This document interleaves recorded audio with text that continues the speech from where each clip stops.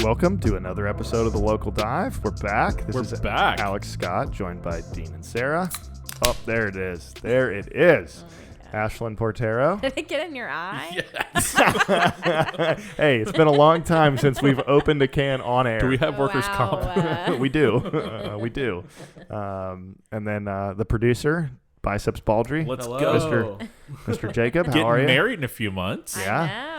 3 months away. Let's And- go. And Ashlyn's headed abroad in like 3.5 weeks. Goodness Crazy. gracious. So this will be an international podcast in like Yeah, the local 3.5 dive is weeks. about to be the transatlantic dive, Yes, which and is kind of perfect because we're across an ocean. yeah. and I'm going to put Ashley on the spot and have her commit to staying on the podcast when she moves to Europe. So she Please just say did. yes.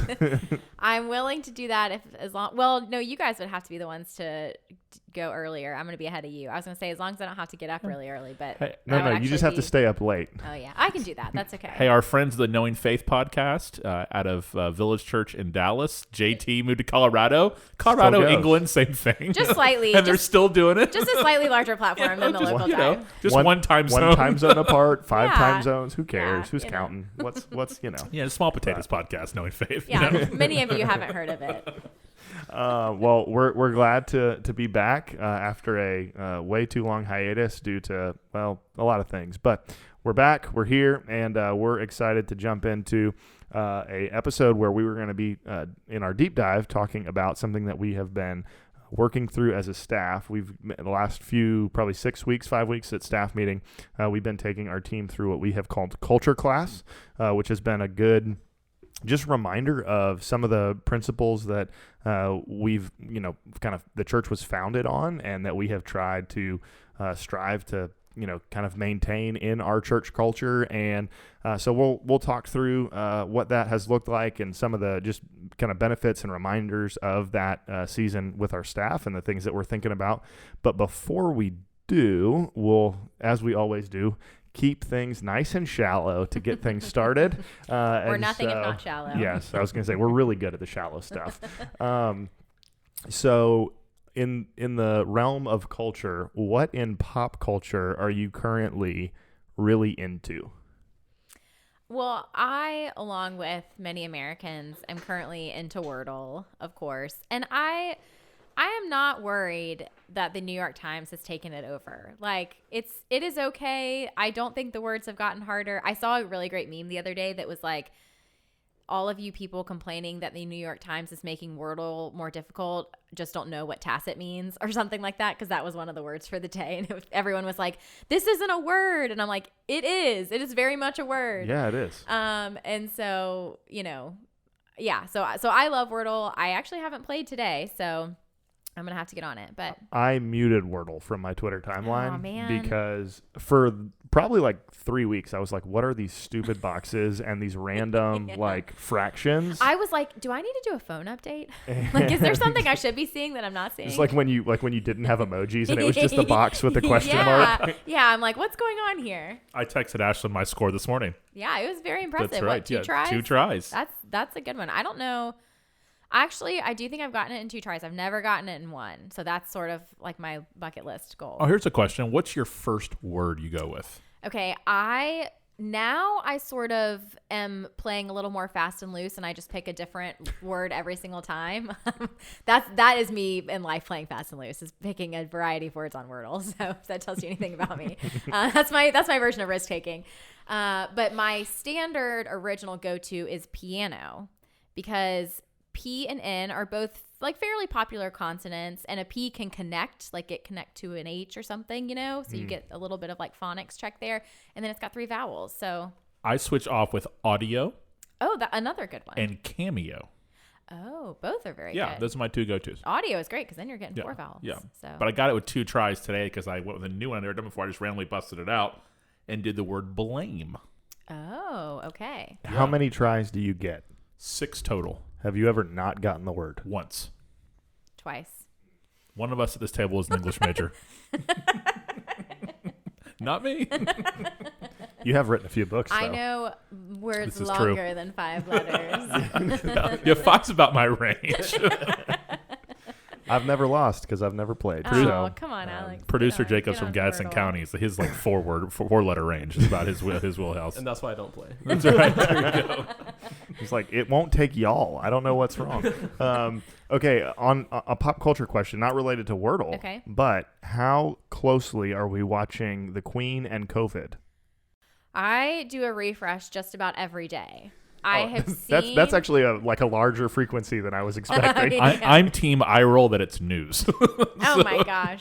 It is news because, of course, as soon as she said that Camilla is going to be queen consort, all of a sudden, like, Charles breathed on her and now she has COVID. How do you So feel about it's that, just- about Camilla?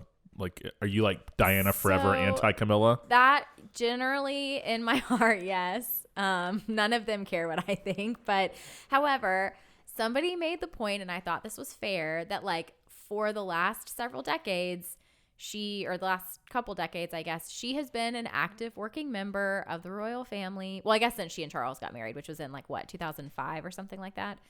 So You're asking the wrong table. The shoulder Yeah, shrug, if yeah, y'all could what see am I it. doing? The blank stares y'all wish y'all could see in the room as she asked that question. oh man.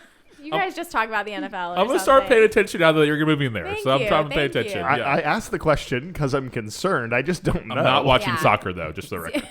Well, I don't watch it either. So, but so all of that to say, I feel like I have warmed up to understanding why Camilla would have earned the title of queen consort. I still think it's a little weird, but where I would lose all of my cool, and I think everybody in the world would, is if she were to take on the title Princess of Wales. Like, that would just be, Ooh. I think she knows better than to do that. I don't think the queen would give that That'd to be her. the ultimate no feel. Yeah, that would be, I don't think that would ever even be a possibility, but I'm glad it hasn't happened. Yeah. All right. Dean, what are you currently pop culturing? Tom Brady retirement. That was a biggie for me. Hard left. Yeah. How's your morning process been? Yeah. So that was, I really wanted one more year. He was playing as well as he's ever played. I mean, truly, he was an MVP candidate and probably should have won it. And if it wasn't for that bombed cup at the end of the NFC playoff game, he's in the Super Bowl again. Well, I'm glad that bomb happened because my boy Stafford got a ring. Yeah. Thank you. So now, of course, people started teasing like he might go play for the 49ers. I'm just like, stop. But I'm definitely following that closely, as well as the continued dominance in our culture of sparkling water. I mean, it really. Yeah. But I am now a convert in my caffeine-free journey. So Oh yeah, that's a big development. yeah. Well, I mean, Since the last- since the last, were you on Diet Coke the last time we recorded? No. And folks, we're Were you talking. on the wagon? No, we're talking like 20 a day between the two of them before with Diet Cokes. This is a big deal. It was a very Like, if very you're- unhealthy habit. If your stock in Coke has gone down, like Alex and I are at least somewhat responsible.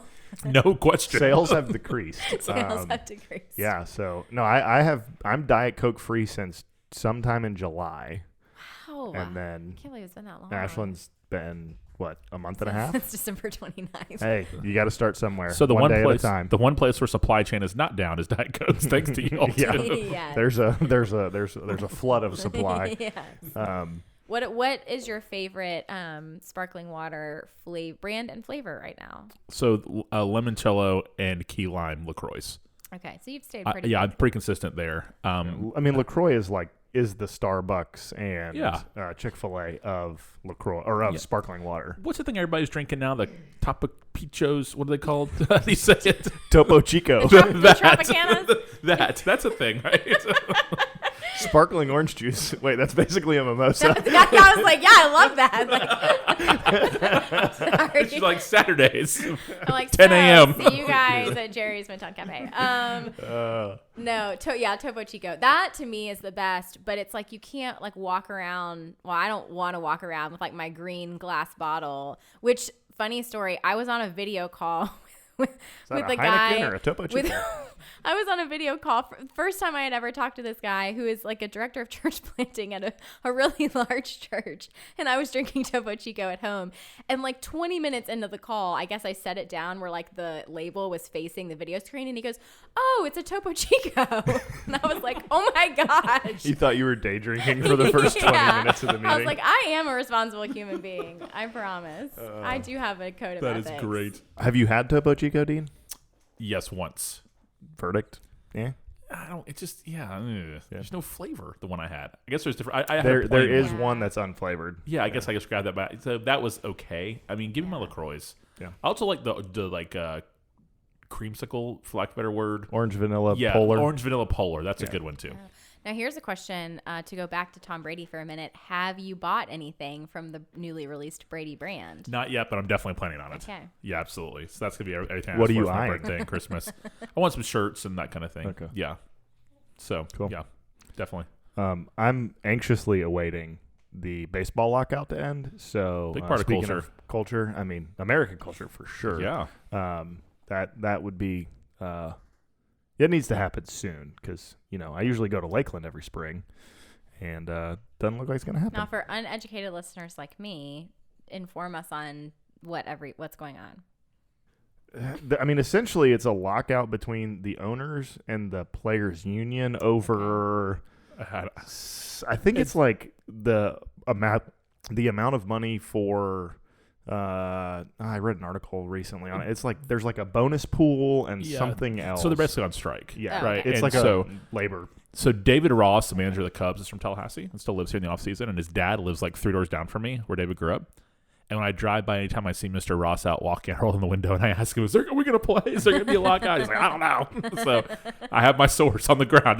That's not a much better source than Mr. Ross. Yeah. So as of right now, I have opening day. David's son's a pastor in Columbia, South Carolina, is a big Reds fan.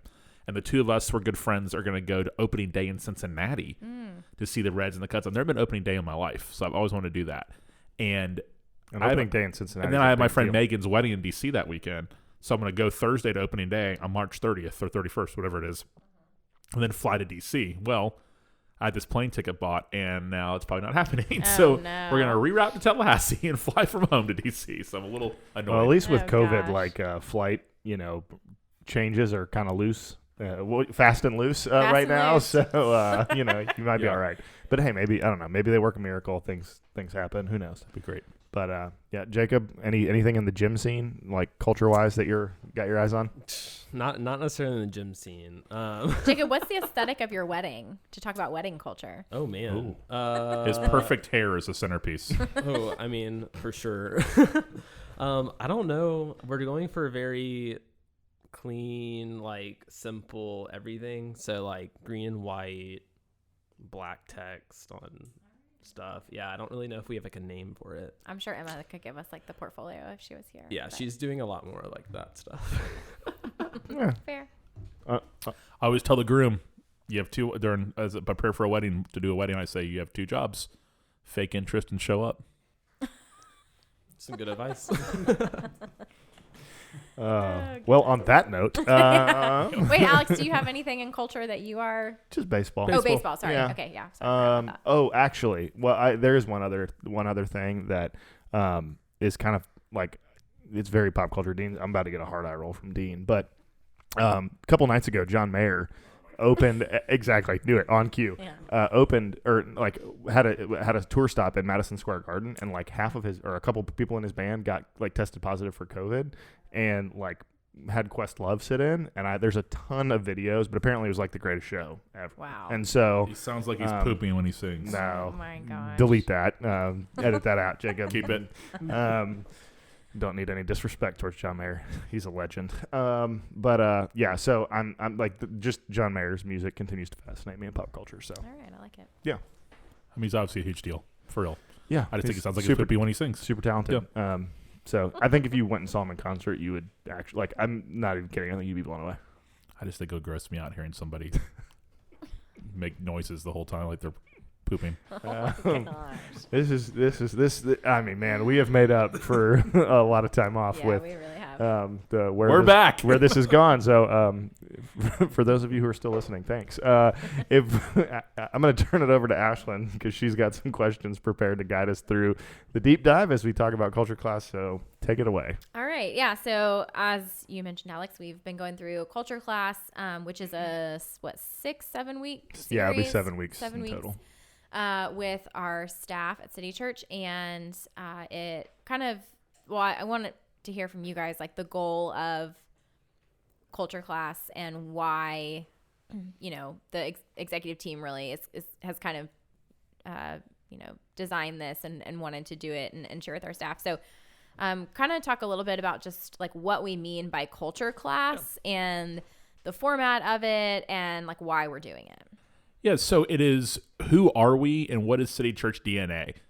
And the chance to revisit that, because I think one of the things that makes our church, what makes our church is our biblical convictions and commitment to Tallahassee and beyond, but a lot of it is our culture. That we have a really strong culture at City Church amongst our staff especially. And I've heard someone say before, the best cultures can't even define what you mean by that. It's like you don't know how to define it, but it's a thing, Yeah. So when we have visitors from outside our church, like from our Baptist friends to whoever it might be, come visit or preach, they always comment on the culture every single time. How the staff interacts, what we think about, what we value, what matters to us, our approach, all those type of things. And any organization on the planet, and a church is an organization, we function during the week, mine is just gathering together on Sunday, Right. is always at risk of a culture drift, a little bit of shift. And it's never intentional. It's rarely with it's not bad motives. It's more just like, okay, have we lost a little bit of our focus by what we're really about? Where people are still doing a good job, and they're still working hard and those type of things, but we're just trying to make sure that there's not a mission drift. And part of that taking place is this culture class, just to remind us of who we are. If there is any drift, to kind of recenter, what we're about at City Church. And we have people on our staff who were in nursery school, preschool when our church started, literally, so, and our current college students now they're in preschool, so we're going to have a group coming soon that wasn't born yet in a couple of years, Which is crazy. So we just need to make sure we can't take for granted that people love their church. We can't take for granted they get it, like what we're about and what we do. So we have this thing called Culture Class that is happening during our staff meeting on Tuesday mornings, and we're doing 7 straight weeks of it. We're having different people that I personally have asked to present on different topics. So Ashlyn the first week did a big picture. Hey, who are we? Like, who is City Church? What are we about? Then Alex came on and kind of did more of the groundwork of, okay, Ashlyn last week talked about who we are. Now, that has implications. Like, what are kind of the do's and don'ts of who we are? And Alex, I'd love for both of y'all to comment on that a little bit. Sure. And then we had Courtney Webb and Chrissy, my wife Chrissy. Courtney's our director of ministries and our children's minister. Talk about a little bit about staff culture, staff spouse culture, and also just what it means to actually love your church that you not just work at, but you're a member of. So that's one of the unique things about our church is every single person right now on our staff was hired from within. 100% of our staff were members of our church before they worked at our church. And then we had Lance and Tiffany Beecham, Lance, our discipleship pastor, and they talked about how 12, 13 years ago, he moved here to be a Baptist campus minister. And our church at the time was not very well liked by the Baptist realm, just because of cultural differences in terms of how we approach ministry was different at the time than the norm. Right. And how they were probably expected to join a much more traditional Baptist church, and they joined ours. And they talked about why and what they've learned from our church, which was really great. And then I'm going to do a big thing this week, a big approach. I say big, I don't know why I said big, but I'm going to do a talk this week on this coming Tuesday on the old adage of an everlasting truth in an ever-changing culture. Like, we don't compromise God's word for a minute. We also at the same time believe that culture changes every single day. So we want to take what's eternal and put it into what's always changing. And a lot of that's going to look at this thing that drives me crazy. One of my biggest pet peeves has always been, if you think about the guest and prioritize the lost and your thinking and your planning, people assume that means that you lack depth as a church and you don't care about discipleship. And that just drives me nuts, because I think a lot of the issue there is they don't understand what discipleship really is. And one of the things Lance did so well in his presentation was he talked about how our discipleship should always lead us to following Jesus into the world, to equip us for mission.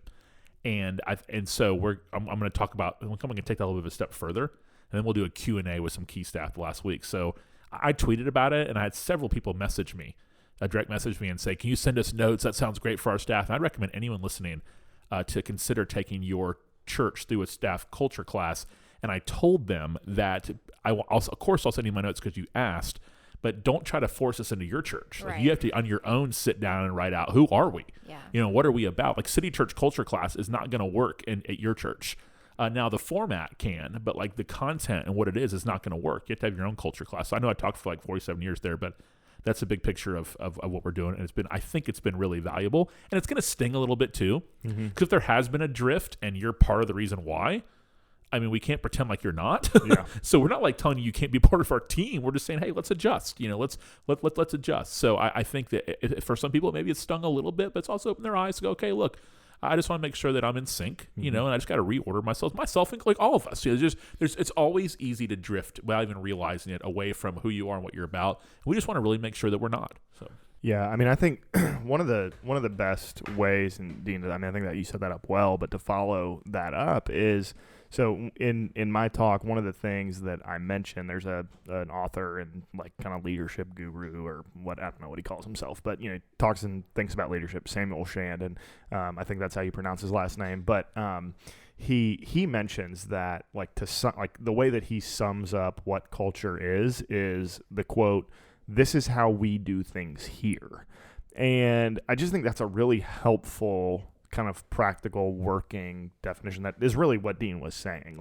And so I think as we've grown as a team and as a church, for a long time, we were, I mean, I think about me, I think about you, Ashlyn, other people who are on our team, like Hunter and Sarah, who were here as college students or right out of college, and then were kind of swimming in the culture of City Church for a while before we came on staff. And so a lot of the values and the how we do things around here early on, we just caught, and we were explicitly teaching them too, but we caught a lot of it. And so we didn't really need to know how to do things how we do things when we came on the staff team. And as we've grown and as we've aged and as things have changed, sometimes I think we made the assumption that it would just continue to be caught. And as we in evaluating certain things, we did realize there were some areas where, oh man, we weren't as explicit as we needed to be or could have been. And we've drifted in this area. And so I think the ability to say, this is how we do things here, and this is how we operate, and these are the principles that are going to guide the way that we think about ministries and environments and our staffing and the way that we view mission. It's all of that kind of through different stories, different experiences, but it's all reinforcing those principles. And then, the other thing is Dean mentioned sometimes you drift. And one of the things that I shared with our team was Zach Meredith, who now is serving as our groups director. This was just an area where I had to go, yeah, I've drifted here. Whoops, I made a mistake. Dean was coaching the Holy Comforter football team, and Zach was serving as our youth director at the time, and was like, hey, Zach's going to coach. And in my mind, I was thinking so much about just the organizational work of running a student ministry on Zach's plate, and he did a phenomenal job, led excellently. This isn't a question of his ability to do the work, but I was just man, that's gonna take him away from the work of the church, to be at practice 3-4 days a week, whatever. And Dean, I made some comment to Dean about that, and he was like, bro, if you'd have told me 5 years ago, or if I'd have told you 5 years ago that our youth minister was coaching a middle school football team, wouldn't that have been what it's all about? And I was like, yep, exactly. And I just needed that reframing. Yeah. And so we all need that reminder, because you can get lost in a good thing and it be kind of the wrong thing. And so that's just been, I think for me, as we've talked through these things, and there's been areas where I'm I need to adjust there, or I need to tweak that, just to that recentering of no, this is who we are, and this is how we do things here. So I just think that's a helpful way to think about it. No, that's all very helpful, and hopefully helpful for people listening, just to kind of understand how we think about culture at City Church. Something too, I think, when kind of in the context of what is the goal of doing something like a culture class with, and really any organization could do something like this. You could do this with any team, or even a volunteer group or whatever, but but within the church, I think it's a great opportunity also for, Dean, you mentioned really you have to kind of drill down to what is the culture of your specific, context and your organization, for us, our local church. And then, so I think also just bringing clarity to what we do and why we do it. So, not only is it helpful for the people who are listening to it and participating in it as our staff members, but also for, anybody leading an organization or, leading a team to be able to say, okay, let's clarify, like, what is the goal of this? It's not to make every person exactly the same. It's to say, these are our kind of foundational principles that, yes, of course, we're grounded in the scriptures. And when I did, my first talk to kind of kick everything off, I walked through the core values of our church, and that's like gospel centrality, submission to the authority of scripture, reaching the next generation, living on mission, those kinds of things. Commitment to making disciples. I think that's the fifth one. And so it's kind of giving people like the big guiding principles to latch onto, to know that as the church grows and changes over time, like in a certain way, the way we do things is going to change, like the practical sense, but in a foundational sense of just who we are, how we operate, like, what we smell like, for lack of a better word, like that, we don't want that to change. So yeah, I think that's really helpful.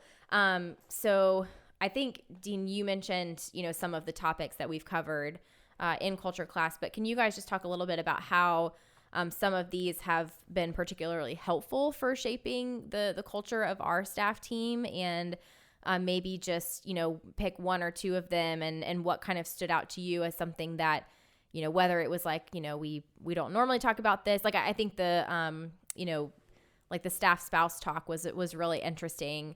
And, so what are some of these topics that, we may not spend a lot of time on in, training and in all staff on a day-to-day basis, but are actually really helpful to bring up from time to time? Yeah, I think environments and how we, excuse me, everyone, I had a little thing in my throat. I think environments and how we think through even the smallest little details.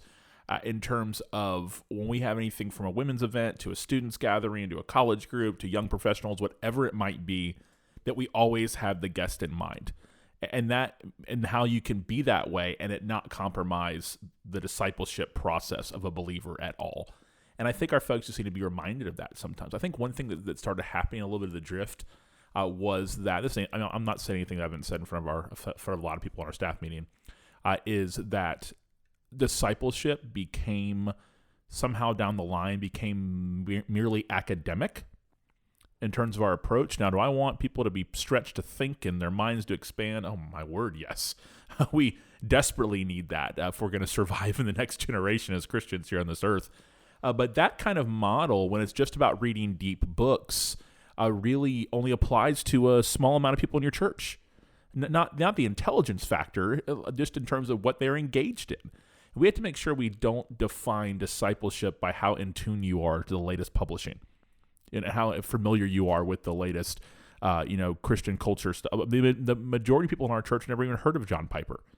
Would I like them to listen to John Piper? Absolutely. But in no way, shape, or form is your spiritual maturity linked to what preachers you listen to and how familiar you are with different authors.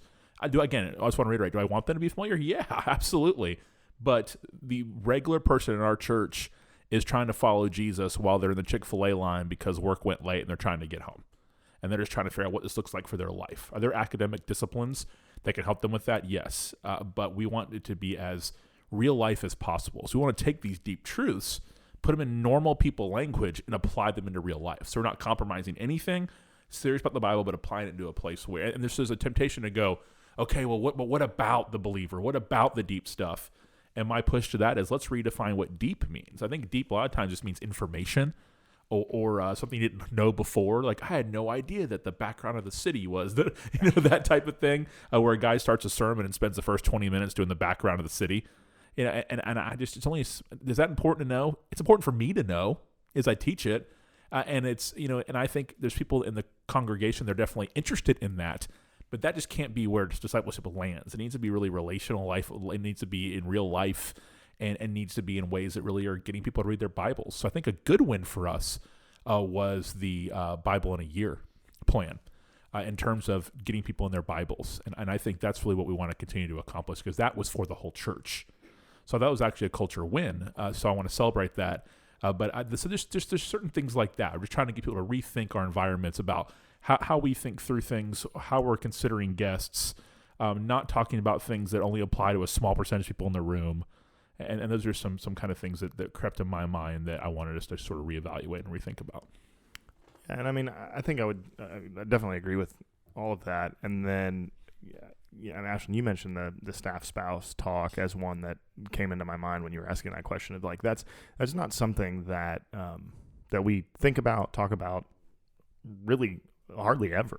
But it's a critical piece of what sustained successful ministry looks like. Yeah. And so it was I'm thankful to have a great staff spouse. Biased, but she's awesome. So I'm like thankful for Melissa. Yeah, I was Melissa could teach I was able to staff yeah, I felt like I was definitely. able to yes and amen a lot of what Chrissy taught. But that just it made me aware and thankful for her and for all the there are really our whole staff, like the spouses are incredibly wonderful. Yeah. They support our team really well. They get it, and that plays out in a lot of different ways. But I think that was just refreshing to hear, and something that was really helpful to talk about and to think about that kind of side of our ministry that we don't talk about and think about in a sense very often. And then the thing that was just again, like maybe of those things, the most personally kind of challenging was when Courtney shared on just being a faithful church member at the church that we work at. And I think the reality is, for anybody in ministry, those lines get blurred, of what is my vocation and what is my just responsibility as a church member. And so to be able to think about things just for me and for my family of like, well, if I worked anywhere like other than City Church, I'd still want to make Sunday morning a priority. And so like, is Sunday a work day? Yeah, but no, and it's weird. And, there's like, the federal government would have certain rules and regulations on the way that we think about that. But like, I don't want to think about everything that I do as a church member as just my job, Yeah, and we can expect our church members to do things our own families won't do. Exactly. Yeah, and so I think staff spouses have to see themselves and staff members as church members first. Yes.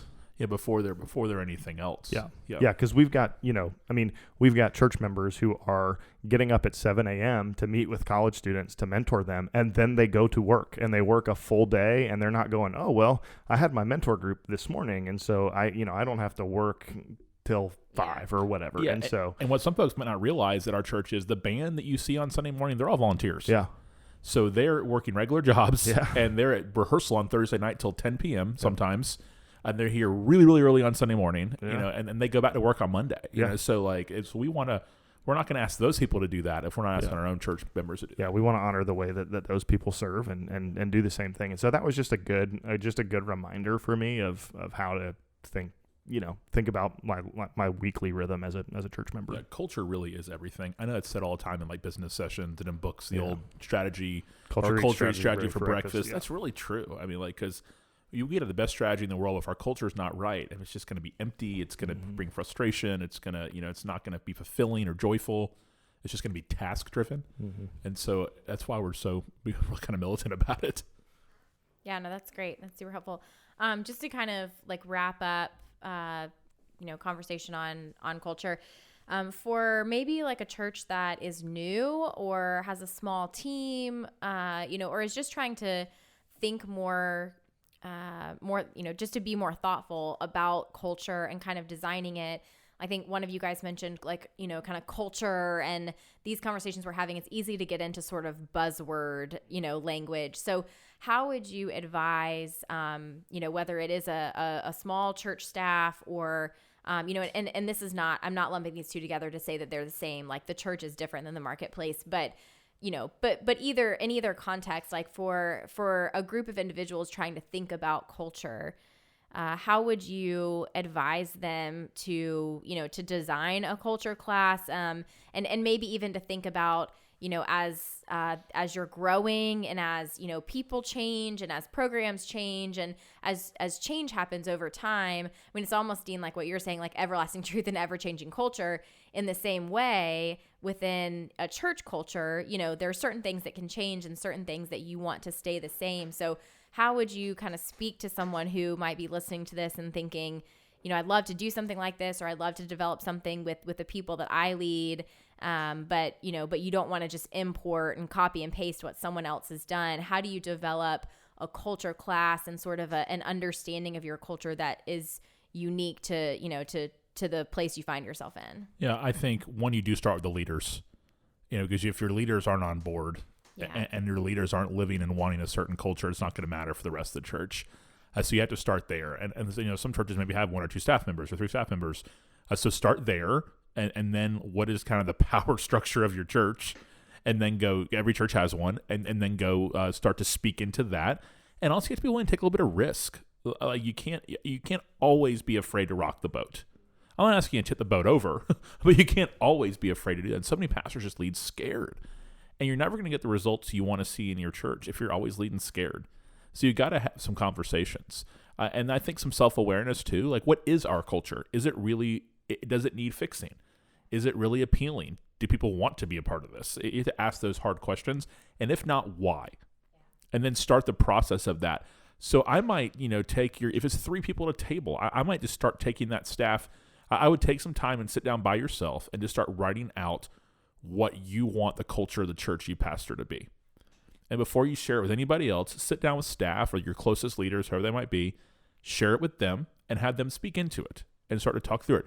I've chimed in, during our culture class, but here we are. This is our 6th week, and I still have not spoken yet, and that was intentional. I don't want people to think it's just my thing. Like, I want different people from our staff speaking into what this is. It's not just my random rants I'm going on. This is a church-wide thing. So you've got to get other people on board with it, and then map out. Okay, if I was going to change things, and what do I want to see happen? So for me, I saw just some of our younger people not fully getting the mission.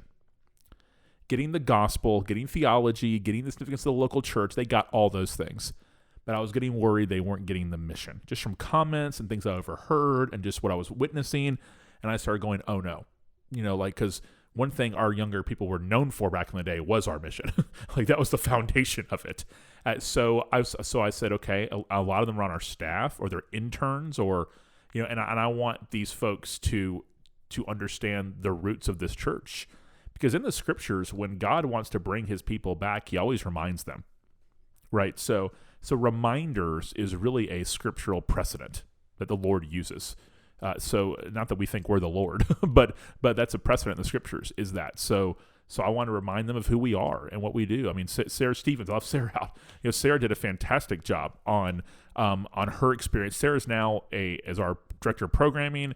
Sarah is, was a college student here when we first started. That was 15 years ago almost. So she has come through the whole world as she's our first ever intern. Now she has a tremendous amount of responsibility and authority and power at our church on staff. So I wanted Sarah to tell her story. So she walked everybody back, to what we were when we first started. Now at an established church, that might be 100 years ago. Right. So maybe it needs to be like, what made you first want to get into ministry? Yeah. Maybe that's the first conversation with staff, and just start taking people back to that. Was it just simply to do meetings, and was it just simply to get through Sunday to Sunday? Like was it just to keep the church open, or just because you wanted to preach? I hope not. Hopefully it was a passion for the lost and a passion to make disciples, and then go, okay, what's blocking that from happening in the day to day of how we function right now, or hindering that from happening? Actually, maybe not blocking, but hindering, and then go to town on it. And long game in mind. We didn't do a 1 session. We did 7. We're going to do 7 weeks. And we're not done then. We're going to keep going from there. We're not going to call it culture class, but we're going to keep going. We're going to go through Unsaved Christian, the book I wrote, because we think that's our massive mission field in Tallahassee. So we want to get people thinking about who are we trying to reach? Who are these people? Because when I design, when I say I mean like fill in the blank, that person. When I design a ministry event, I want them on your mind. When I preach a sermon, I think about that person the entire time. I'm not neglecting the 50-year mature Christian either. I'm speaking to them as well. It's all God's word. But I had that person in mind the entire time when I'm talking. I'll see somebody walk in sometimes I'm excited to see, and I'll be thinking them the entire time I'm preaching. Yeah. So it's just So the culture of our church is being very in tune with the mission field of Tallahassee. Are there 10 different cultures in Tallahassee? Of course there are. But we want to be able to reach everyone in this community. But realistically, you're not going to reach everybody. So we have kind of a realm that we reach, and it's probably going to be someone that's kind of a little bit like you if you're a leader of an organization. Not exclusively, but statistically, that's just how it's usually going to work. Yeah, I mean, I think like your culture class or defining your culture, it has to start with like your convictions and your values, and which is why I think it was helpful that that's where you started with our core values to kick the whole class off and to remind us kind of like, hey, this is what we're about.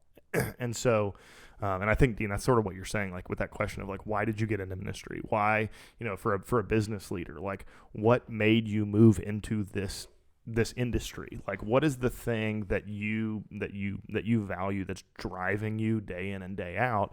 And then from that, like, because I mean, you could ask 20 church leaders, like, what is a conviction that you have to reach the lost?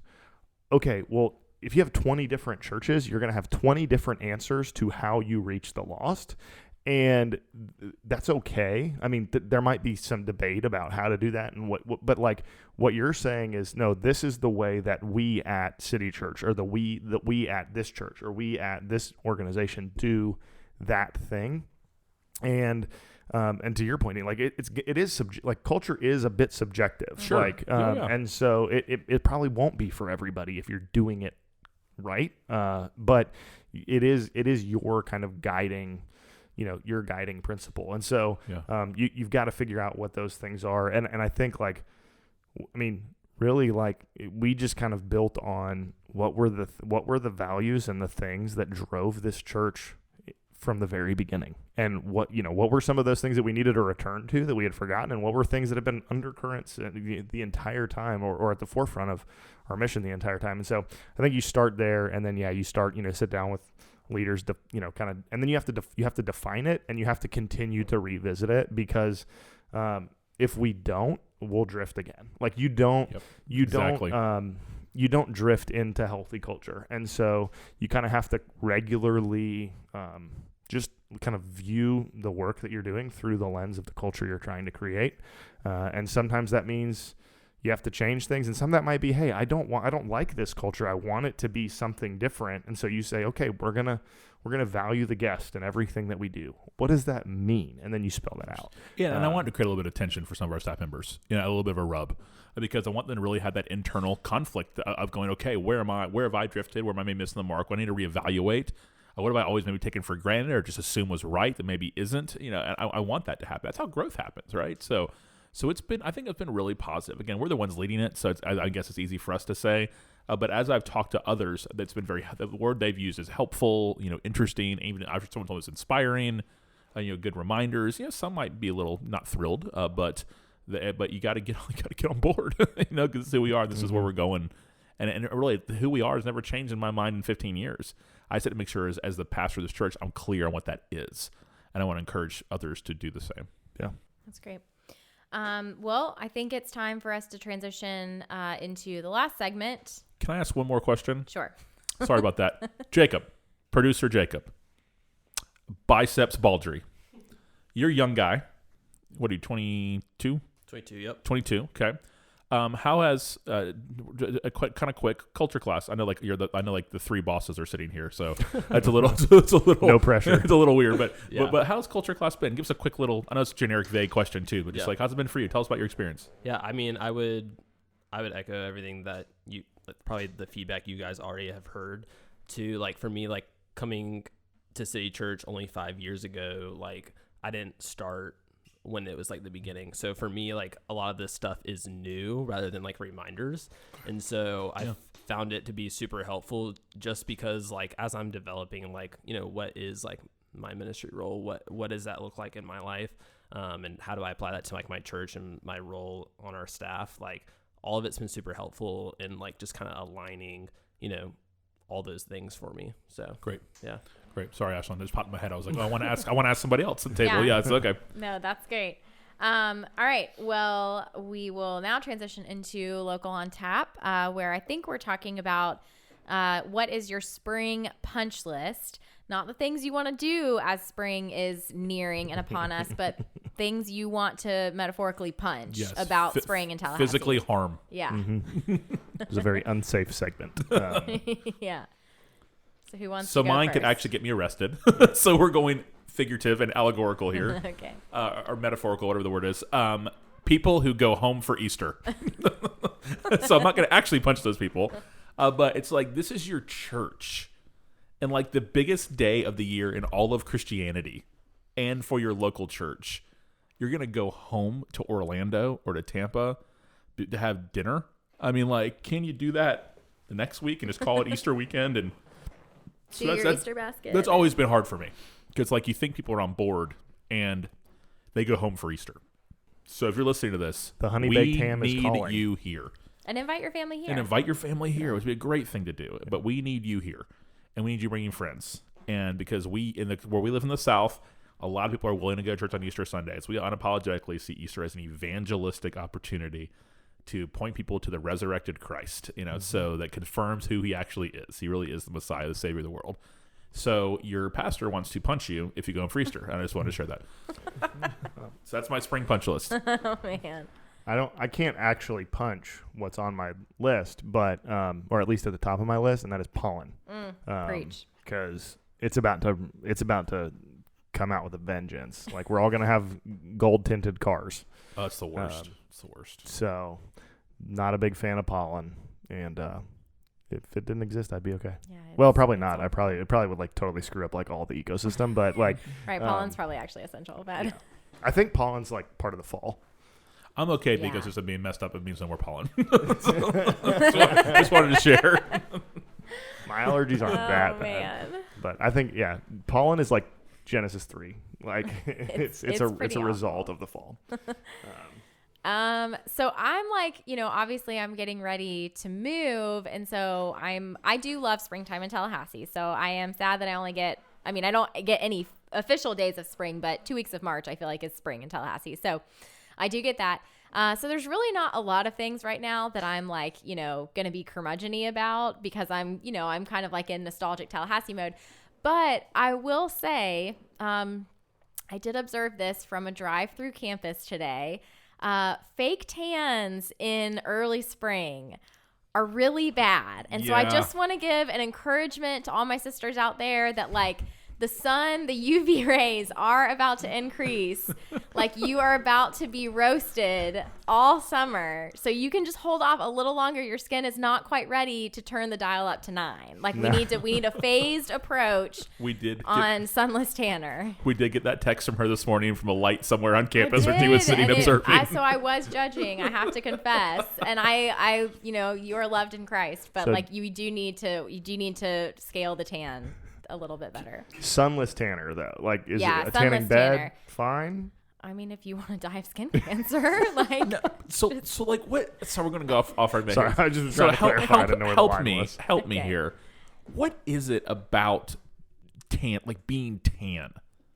Like it's like everybody looks better tan. I okay, think that's just straight up. Yeah. Okay, just that. Yeah, Okay. I think it's a universal rule of the. I think Okay. it's a universal rule. I'm not Okay. against being tan.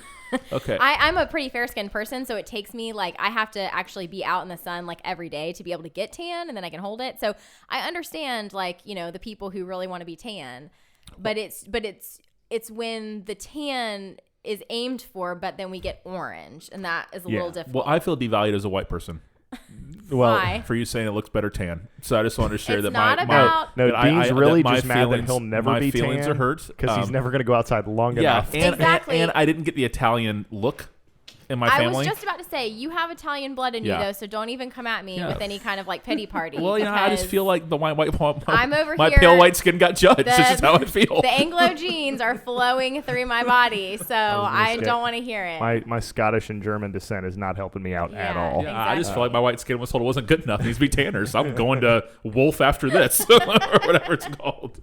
Brown as you can be brown as a biscuit for $9.99 Yeah, or whatever. there you The Yeah, you too can turn into a leather handbag in your Okay. old age. Is it hot in there in a tanning bed? Like, is it really hot? I don't know why you're looking at me. I've I've never never- been in one. Jacob's definitely been in one. Is it? I have no idea.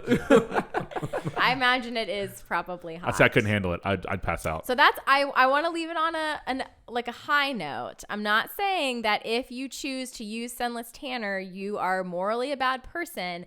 I'm just saying the internet is there to resource you in how to achieve the end result that you desire. You were for the people. Yeah, I'm for the people. You're for the I'm trying people. to be for the people. Okay, I have another. I'm about to move to a place where I'm going to come back next year and be white as a sheet. So there's going to be no everybody looks better tan for Ashland for the next several years. Until you come back and you're like, wow, everybody really does look better. Yes, exactly. Yeah, I'm going to go to Spain where I'm like, wow, I get it, people. I get it. Okay, speaking of spring and things that I want to punch, on March 13th, my alarm clock is going to be at the top of the list when I lose an hour of sleep. Oh, yeah. And you're a parent now, so you can kick up the level of angst about it because you have a kid to make you tired. Yeah, but actually, I think this works to my advantage because he'll sleep in later. Like, I mean, in theory, like the time will be later. I don't know. Maybe that means he goes to bed later too. He was like 3 months old the last time it happened. I don't know. So I got a little good thing happening. So on that night where springs forward, Yeah.